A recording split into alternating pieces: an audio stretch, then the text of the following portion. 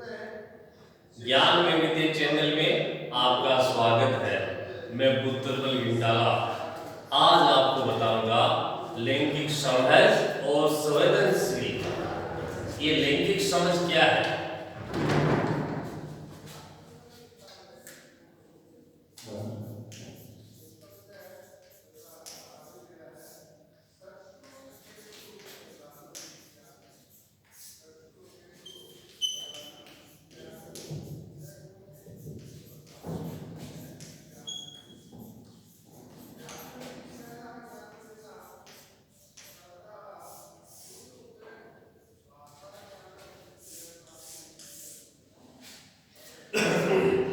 लैंगिक समझ और संवेदनशीलता।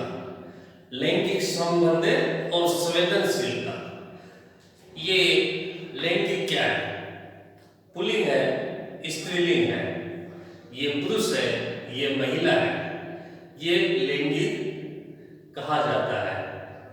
तो इस लैंगिक समझ का मतलब है कि पुरुष है तो वो ज्यादा शक्तिशाली है, महिला है तो वो कमजोर है। इसके बारे में लोगों की धारणा कि पुरुष है तो शक्तिशाली है, महिला है तो कमजोर है। यह जो अंतर है इसको लैंगिक समझ और संवेदनशीलता कहते हैं। लेकिन अभी मैं आपको बताना चाहता हूं कि वर्तमान के अंदर ये जो भेद था, ये पुरुष है, ये महिला है, ये आदिकाल के अंदर भेदभाव नहीं था। और आदिकाल के बारे में पहले चर्चा कर लेते हैं, बता देते हैं।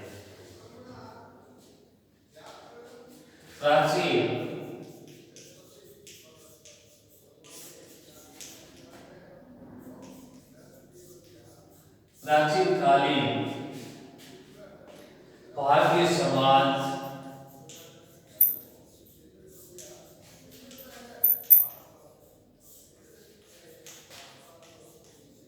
और नारी,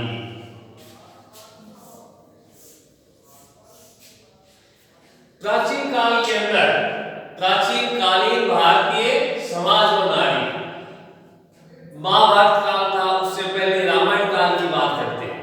रामायण काल के अंदर महिलाएं एकदम स्वतंत्र थी, उनके ऊपर प्रतिबंध नहीं थे और उनको बहुत सम्मान दिया जाता था।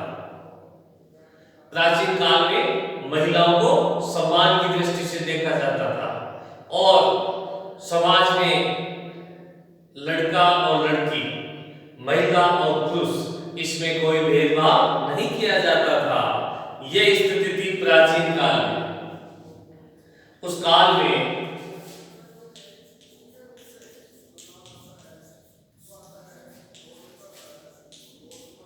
गार्गी,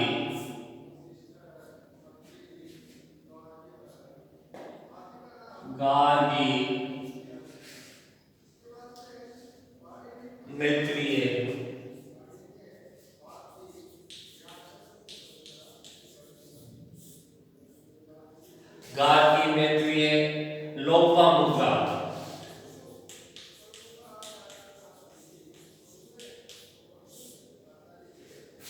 आदि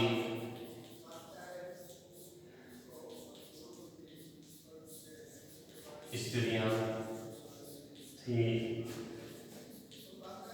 जो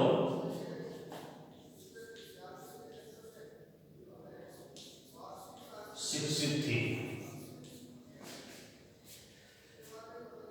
ये जो काल है प्राचीन काल, प्राचीन काल के अंदर हमारे भारत देश में गार्गी, मैत्रेय, लोपामुद्रा, गार्गी, मैत्रेय, लोपामुद्रा, ये महिलाएं थी जो शिक्षित थी, पढ़ी लिखी थी और उन्होंने समाज के अंदर पुरुषों के समान ही योग्यता थी उनमें और किसी भी प्रकार से वो लड़कों से कम नहीं थी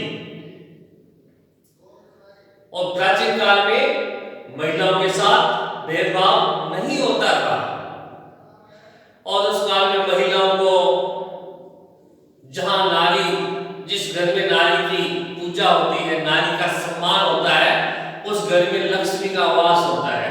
ये उस प्राचीन काल में ऐसा ही होता था।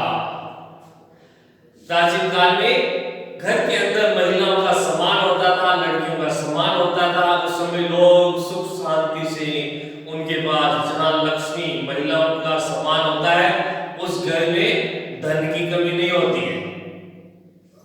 और ये प्राचीन काल की स्थिति थी। महिलाएं पढ़ती थी, महिलाओं के लिए उत्कृष्ट काल भी माना जा सकता है। और उसके बाद मध्यकाल।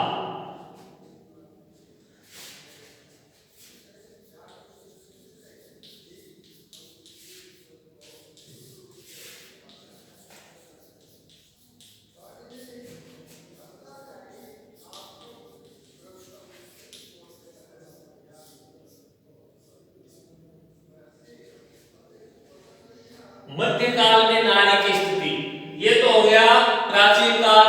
प्राचीन काल में गार्गी, बेत्री, लोपामुद्रा जैसी बहुत सारी महिलाएं थी, उनको पढ़ाया जाता था और वो अच्छी विदुषी महिलाएं होती थी। अब मध्यकाल में आते हैं। मध्यकाल के अंदर महिलाओं की स्थिति दयनीय हो गई थी। महिलाओं के ऊपर कुछ बंधन लगा दिए थे कि महिलाएं घर से बाहर नहीं जा सकती। और उस मध्यकाल में लड़कियों के, बेटियों के बाल विवाह शुरू हो गए थे। और धीरे धीरे उस काल में जब मुसलमानों का भारत में आक्रमण हुआ था, उसका प्रभाव भी है। धीरे धीरे महिलाओं को पर्दा प्रथा में रहने लग गई। बाल विवाह जैसी समाज में कुरीति फैल गई। दहेज प्रथा के कारण महिलाओं को, बच्चियों को, दहेज के कारण बच्चियों को जन्म लेते ही मार देते थे। क्योंकि कि अगर ये बेटियां बड़ी होगी तो बहुत सारा दहेज देना पड़ेगा। कई ऐसे राजा महाराजा होते थे, उनको अपनी काफी भूमि देनी पड़ती थी, बहुत सारा धन दौलत देना पड़ता था। इस वजह से महिलाओं, लड़कियों को धीरे धीरे उनको शिक्षित, अनपढ़ों की शादी करने लग गए और बचपन बाल विवाह करने लग गए थे। छोटी सी होती थी, उसकी शादी करते थे, करके उसको ससुराल भेज देते थे ताकि उनके ऊपर ज्यादा खर्चा नहीं हो। और ये मध्यकाल लड़कियों के लिए बहुत ही घातक था, नुकसानदायक था।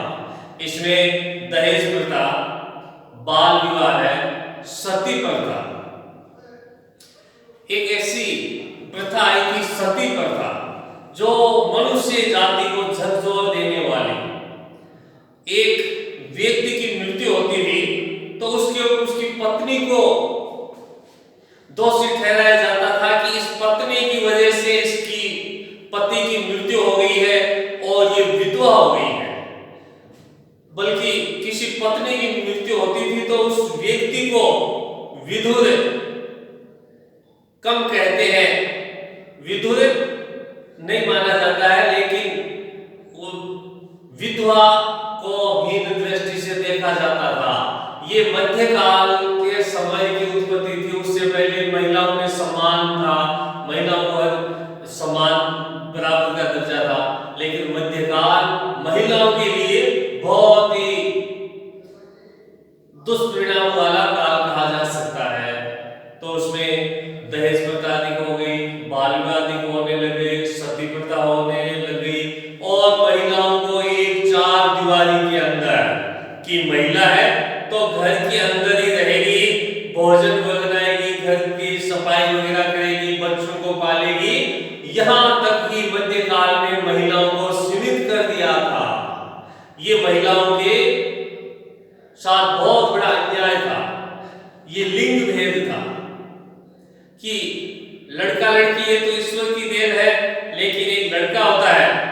उसको पूरी सुविधाएं मुहैया करवाती हैं, लेकिन एक लड़की होती है उसको पढ़ाते नहीं थे और उसके साथ भेदभाव किया जाता था।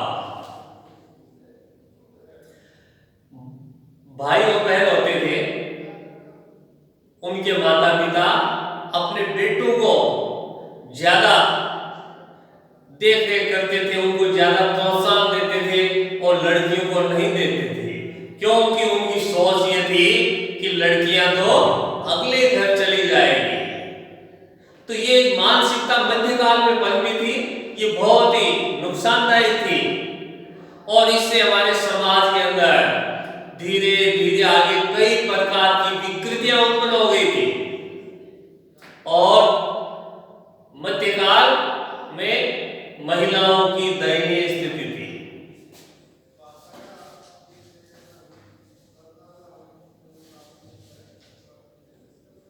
अब लिंग भेद।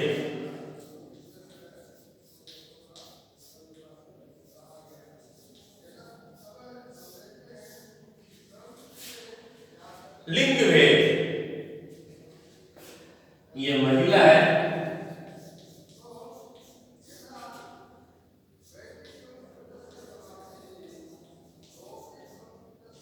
पुरुष।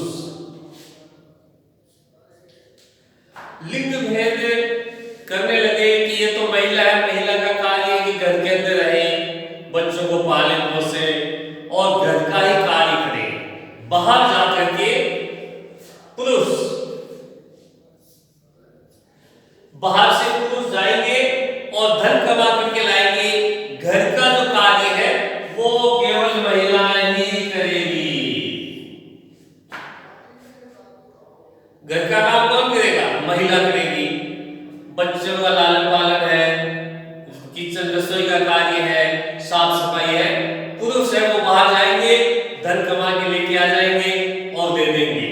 तो इस प्रकार से हमारा मध्यकाल में हमारा जो समाज है वो दो भागों में बंट गया था कि जितनी भी महिलाएं हैं उनका कार्य सीमित हो गया कि वो घर का कार्य करेंगे और जो पुरुष है वो बाहर जाकर के कमा के लाएंगे। इस प्रकार से दो भागों में बंट गया। यहां से स्थिति ज्यादा खराब हो गई। समाज में दो भाग हो गए, एक तो महिलाएं हो गई, एक पुरुष हो गए। इनका काम घर की चार दीवारी,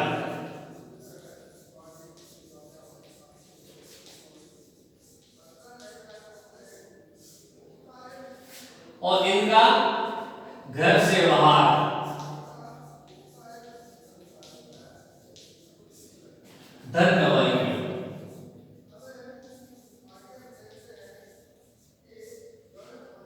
धन कमा के लाना। तो ये लिंग भेद का बीज मध्यकाल में बोया गया था। मध्यकाल में लिंग भेद का बीज बो दिया गया था। जिस घर में बच्चे का जन्म होता है, ऐसी सोच बन गई थी कि लड़की है तो घर तक रहेगी, लड़का हो गया तो बाहर जाएगा और कमाएगा। तो इस प्रकार से ये अर्थव्यवस्था है, जो व्यक्ति ज्यादा धन कमाएगा उसी को ज्यादा इज्जत दी जाती है। तो इससे क्या हुआ कि जो धीरे धीरे समय निकलता गया तो बाहर से जो धन कमाते थे उनकी वैल्यू ज्यादा हो गई और जो घर का कार्य करते थे वो अनदेखा हो गया कि क्या है, घर में काम करते हैं, बस कोई घर का रसोई का कर लेते हैं, झाड़ू पोछा ये कर लेते हैं। तो इससे उनकी लोगों की सोच में ये बहुत बड़ा अंतर आ गया था। इस अंतर ये मध्यकाल से आते आते आते देश आजाद हुआ, उस तक भी ऐसा ही चलता रहा। आज भी पूरी तरह समाप्त नहीं हुआ है। समाज में 50% घर है, उनमें लड़का लड़की बेटा बेटी में अंतर नहीं देखा जाता है, लेकिन 50% ऐसे घर होते हैं जिनमें आज भी भेदभाव किया जाता है। एक लड़की है उसको प्राइवेट स्कूल में नहीं डालते हैं, उसको सरकारी स्कूल में डालेंगे, वहां फीस नहीं लगती है। और लड़का है इसको सरकारी स्कूल में डालेंगे, अच्छी ज्यादा फीस देंगे और उनको खर्चा भी खूब दिया जाता है। ये कुछ परिवारों में ऐसा भेदभाव देखने को मिलता है और अधिकतर परिवार ऐसे हैं जिनमें बिल्कुल भेदभाव नहीं है, तो ऐसे परिवार को देख करके हमें खुशी होती है। तो ये मध्यकाल की परंपरा आज भी कुछ प्रतिशत है, पूरी तरह समाप्त नहीं हुई है।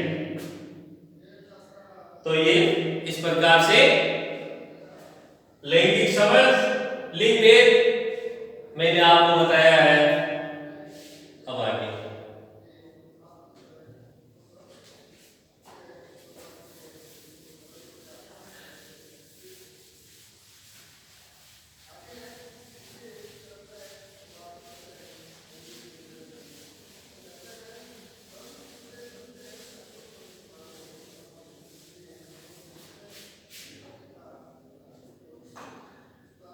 लैंगिक भेद।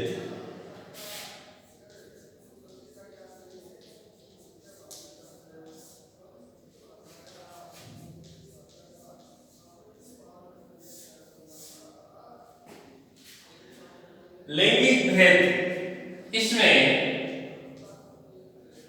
कुछ कार्य महिलाएं नहीं कर सकती।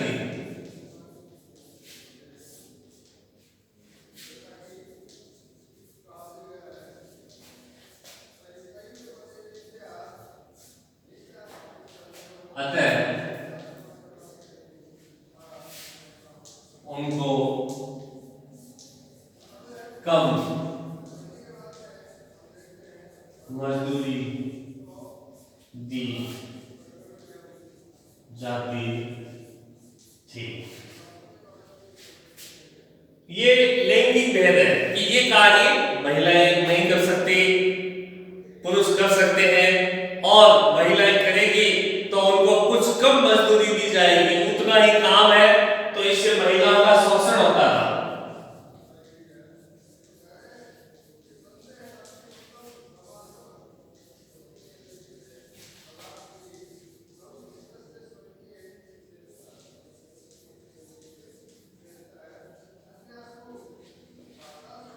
काम उतना ही है, लेकिन ये मानसिकता बदल गई थी, मानसिकता के कारण।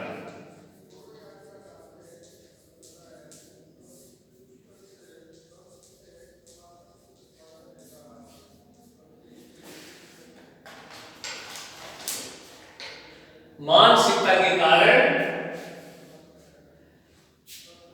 कि ये काम है महिलाएं कम करेगी, पुरुष ज्यादा करेंगे, तो इसमें मजदूरी कम दी जाएगी, इसलिए महिलाओं का शोषण होने लग गया। ये भी बहुत दुर्भाग्य की बात है। वही काम पुरुष करें, कुछ पैसे ज्यादा मिले, महिलाएं करें कम मिले। ये एक लैंगिक भेद कहलाता है। क्या कहलाता है? लैंगिक भेद कहलाता है। उसी काम को वो करती थी और वो करते थे, तो दोनों का अलग अलग मजदूरी मिलती थी। लैंगिक संवेदनशीलता,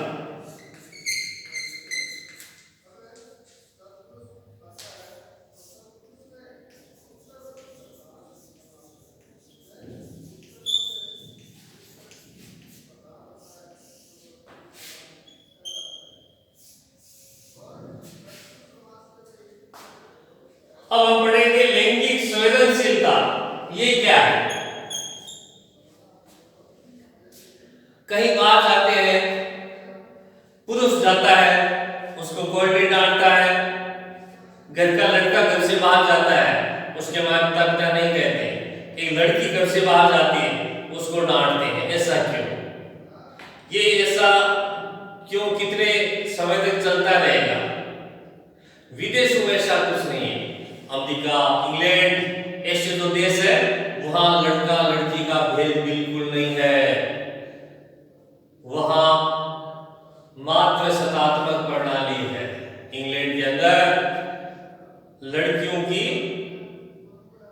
प्रॉपर्टी होती है। हमारे यहाँ कहते हैं ना, ये लड़कियों के नाम, कोई पिता की जमीन जायदाद है, उसमें लड़कों का हक होता जैसे इंग्लैंड के अंदर लड़कियों का हक होता है, यहाँ लड़की जाती है शादी करके, इस प्रकार से वो हमसे भारत के लोगों से अपन से आगे बढ़े हुए हैं। तो ये एक संवेदनशीलता, ये बहुत ही खतरनाक संवेदनशीलता कहते हैं जहां मनमुटाव होता है, टकराट होता है, झगड़ा होता है। तो ये बिंदु बहुत ही आपस में झगड़े वाला है, इस पे हमें विचार करने की आवश्यकता है और हमें किसी भी प्रकार से ये भेदभाव के कारण ऐसा होता है,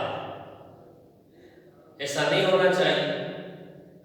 महाभारत काल में, रामायण काल में महिलाओं को इज्जत होती थी, उनको महिलाएं भी सूत्र बोलती थी, संस्कृत में अच्छे अच्छे सूत्र बोलते थे और उतना ही उनको ज्ञान था। यह स्थिति महाभारत काल में थी, उस समय भी महिलाओं की स्थिति अच्छी थी, लेकिन मध्यकाल के आते आते महिलाओं की स्थिति दयनीय हो गई थी और उसी में लैंगिक संवेदनशीलता। इससे क्या है कि महिलाओं को पूरा मौका नहीं मिलता है, उनके साथ हर जगह भेदभाव किया जाता है। सबसे पहले जन्म होते ही लोगों की मानसिकता बदल जाती है कि लड़की है, उसके बाद घर के अंदर कि ये तो घर का काम करेगी और धीरे धीरे आस पड़ोस में, मोहल्ले में, सब जगह ये ऐसी मानसिकता बन जाती है। ये बहुत ही नुकसानदायक वाली बात है। वर्तमान के अंदर इसमें बहुत अच्छा सुधार हुआ है। आज ऐसा समय है लड़का लड़की में भेद नहीं किया जाता है। लड़कों को जहां पढ़ाते हैं उसी स्कूल में लड़कियों को पढ़ाते हैं। भोजन में, रहन सहन, कपड़ों में किसी भी प्रकार की कोताही नहीं बरती जाती है, बल्कि बेटियों को हम ज्यादा प्यार देते हैं। ये वर्तमान में महिलाओं के लिए, लड़कियों के लिए बहुत अच्छी बात है। आजकल हम उनको, बेटियों को मौका देते हैं तो बेटियां आत्मनिर्भर बनने लग गई है। वो भी हर क्षेत्र के अंदर, शिक्षा में, बैंक में, पुलिस में, फौज में। आजकल तो युद्ध के बड़े बड़े जो हवाई जहाज उड़ाए जाते हैं उनमें भी महिलाएं पायलट है और युद्ध के क्षेत्र में भी किसी से कम नहीं है। ये बहुत बड़ी उपलब्धि है।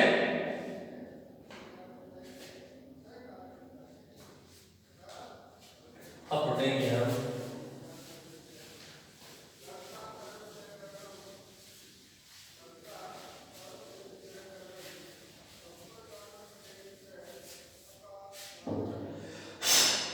लैंगिक भेदभाव के बिंदु।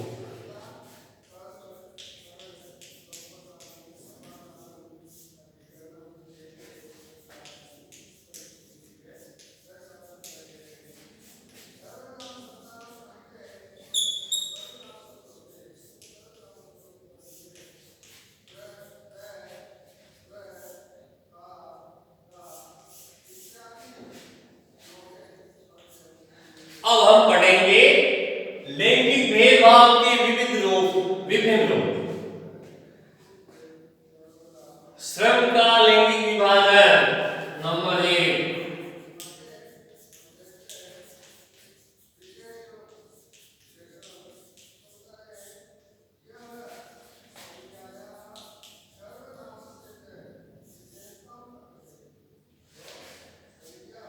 श्रम का लैंगिक विभाजन की कार्य करते हैं, ये महिला है, ये पुरुष है। महिला को उतने ही काम के लिए कुछ कम मजदूरी दी जाती है, इसको श्रम का लैंगिक विभाजन कहते हैं।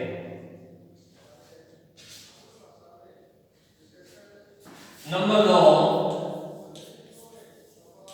शिक्षा और काम के अवसर।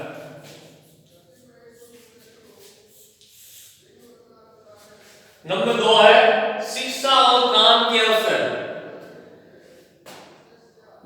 महिलाओं के प्रति, लड़कियों के प्रति भेदभाव किया जाता है, उनको शिक्षा में कुछ कम मौका दिया जाता है कि जैसे परीक्षा दे के आनी है, दूर है, तो उनके साथ में बिटिया के साथ एक पिता जाए, और इस प्रकार से ये भेदभाव।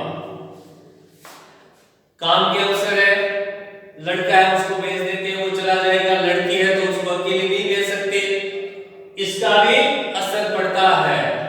ये स्थिति कब तक चलेगी? इसको इसी कारण शिक्षा और काम के अवसर उन लड़कियों को कम मिलते हैं, क्योंकि वो सब जगह जा नहीं सकते, उनके माता पिता नहीं भेजते। ये भी एक प्रतिकूल प्रभाव है। सामुदायिक सहभागिता।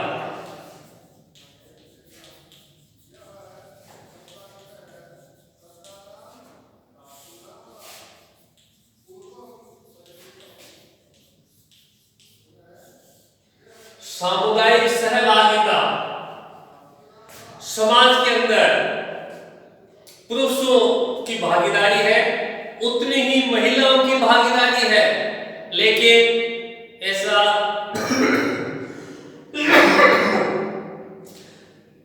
महिलाओं की भागीदारी बराबर है।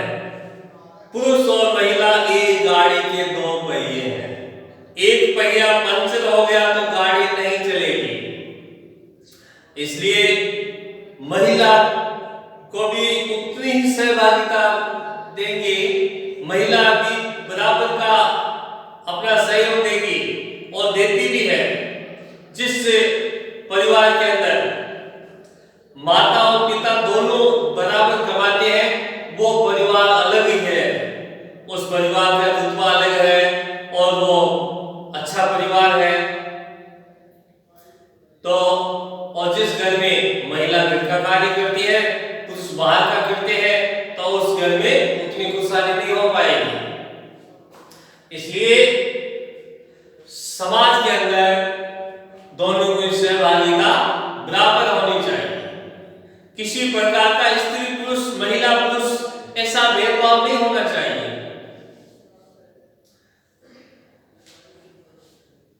जैसे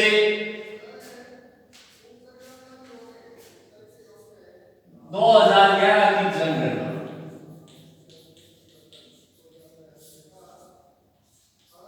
11 में लिंगानुपात था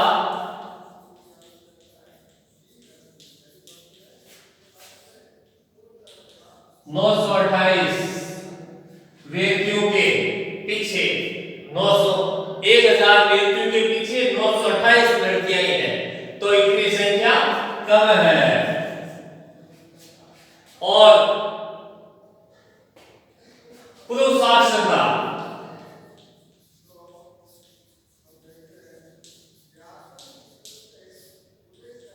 पुरुष साक्षरता है 66.17%, महिला साक्षरता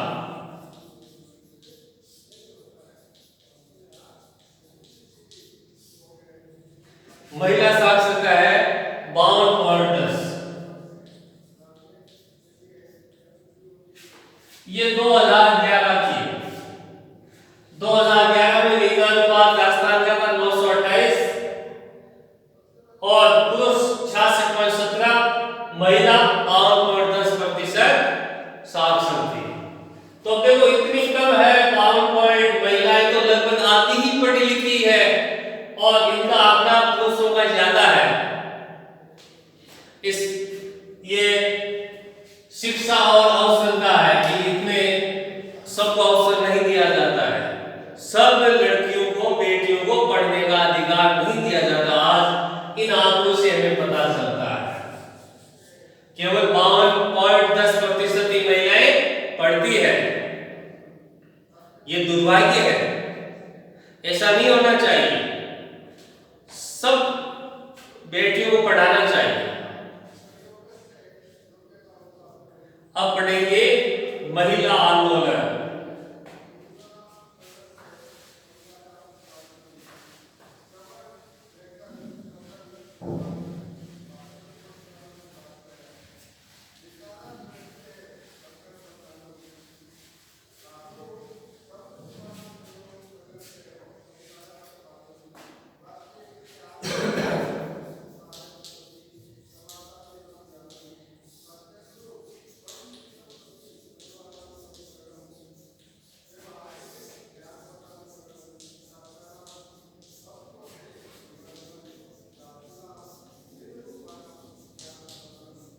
उत्थान,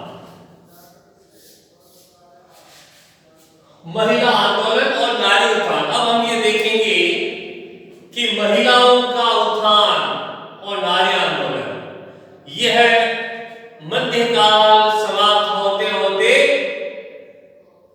महिलाओं की दयनीय स्थिति समाप्त हो गई और महिलाओं का उत्थान होने लगे।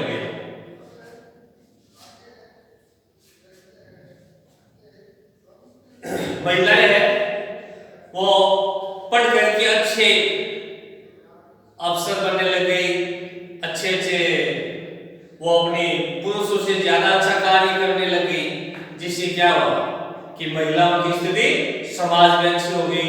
जिस समाज में माता पिता दोनों सरकारी जॉब करते हैं या और कुछ धंधा करते हैं तो उस परिवार की स्थिति अच्छी होती है। यह देख कर के लोगों में ये प्रतियोगिता ज्यादा होने लग गई कि नहीं ये ठीक है, तो इससे जो पुराने अंधविश्वास है वो कम होते गए। ये हमारे लिए बहुत ही अच्छी बात है। अब सरकारी उपाय,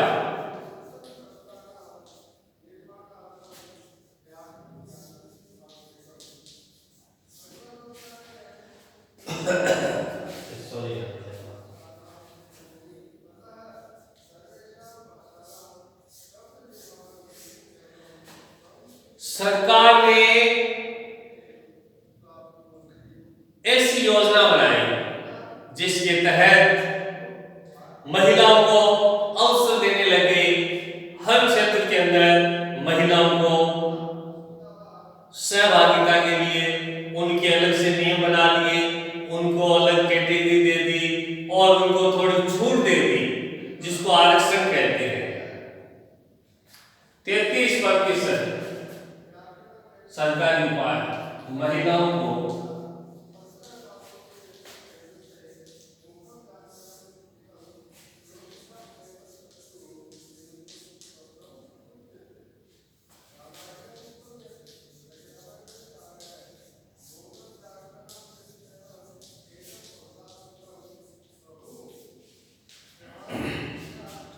सरकारी नौकरी में महिलाओं को 33% आरक्षण देने लगे। उससे महिलाओं जितने भी गौर सरकारी कर्मचारी लेते हैं उनमें 33% महिलाएं होती है और आरक्षण की वजह से 33% की वजह से जो सामान्य में आ जाती है लगभग 45% महिलाएं सरकारी नौकरी में आने लग गई। और सरकारी उपाय के अंदर जैसे कुछ जमीन जायदाद महिला के नाम करवाते हैं तो उसमें पैसे कम लगते हैं। कोई गैस एजेंसी है, कोई भी भूखंड लेना है, सरकार ने ऐसी योजना बनाई कि जो भी कार्य महिलाओं के नाम से होगा उनमें उनको छूट दी जाएगी, जिससे महिलाओं का उत्थान होने लग गया। और खूब सारे प्लॉट है, जमीन जायदाद है, उनमें महिलाओं के नाम आने लग गए और महिलाएं कुछ समृद्ध होने लगी। पुरुषों की मनमानी कम हो गई। प्रॉपर्टी महिला के नाम है तो पुरुष मनमानी नहीं कर सकता, क्योंकि पहले महिला को ऐसे लगता था कि मेरी जिंदगी तो केवल घर में ही कार्य करना है, मैं कुछ बोल नहीं सकती, अपने सामने कोई समस्या आती थी उसका समाधान नहीं कर सकती थी और उसको छूट भी नहीं थी। इस प्रकार से ये आरक्षण दिया गया था, इससे महिलाओं का बहुत अच्छा विकास हुआ, महिलाएं आगे बढ़ी। कुप्रथाओं के विरुद्ध दहेज, कुछ कुप्रथाएं थी।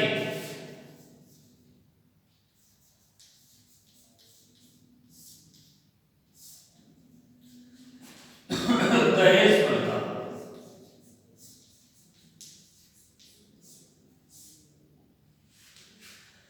अब क्या हुआ, सरकार किसी लड़की की शादी होती है, वो ससुराल जाती है, वहां उसको टॉर्चर किया जाता है कि आप ये दहेज कम लेके आए हो। तो उस स्थिति में दहेज प्रथा के नाम पे उसको टॉर्चर किया जाता है। भेदभाव किया जाता था।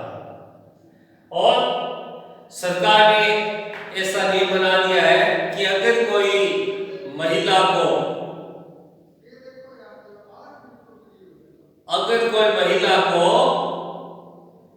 सताता है तो उसके ऊपर कानूनी कार्यवाही की जाती है। लड़की जिनका नाम देती है अपने पति का, ससुर का, सास का, देवर, जेठ, ननद जो भी है उनका नाम दे देती है और सरकार उनके ऊपर त्वरित कार्यवाही करके उनको अरेस्ट कर लिया जाता है और जेल में ठोक दिया जाता है। जिससे क्या हो गया कि ऐसा वहम हो गया कि हमने कुछ गलती की तो इसका खामियाजा भुगतना पड़ेगा।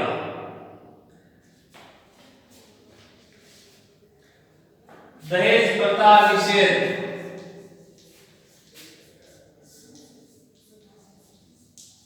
कानून बनाया गया।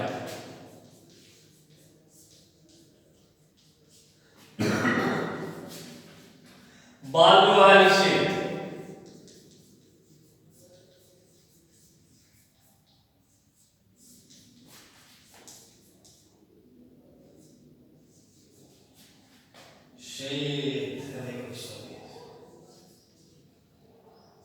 निषेध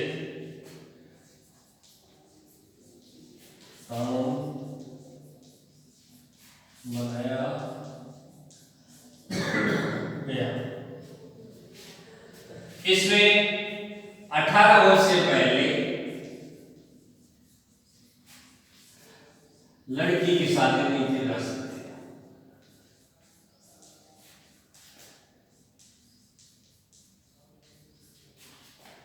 कानून बनता है।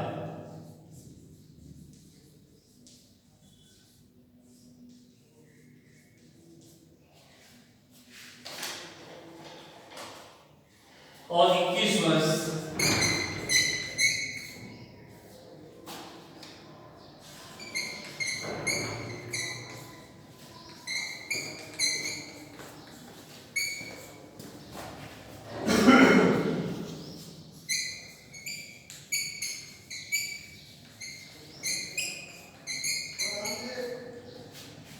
तो 21 वर्ष से पहले लड़के की शादी नहीं कर सकते और इस प्रकार से ये बाल विवाह होता है।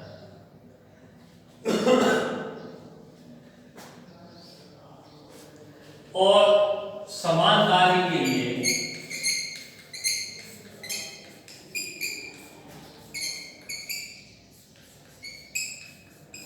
समान मजदूरी देना,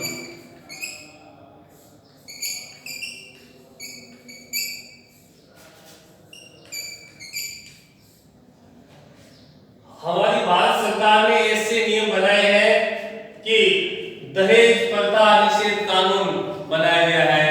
दहेज के लिए कोई प्रताड़ित महिला को करता है तो वो कानून के तहत उनको सजा दिलवा सकते हैं।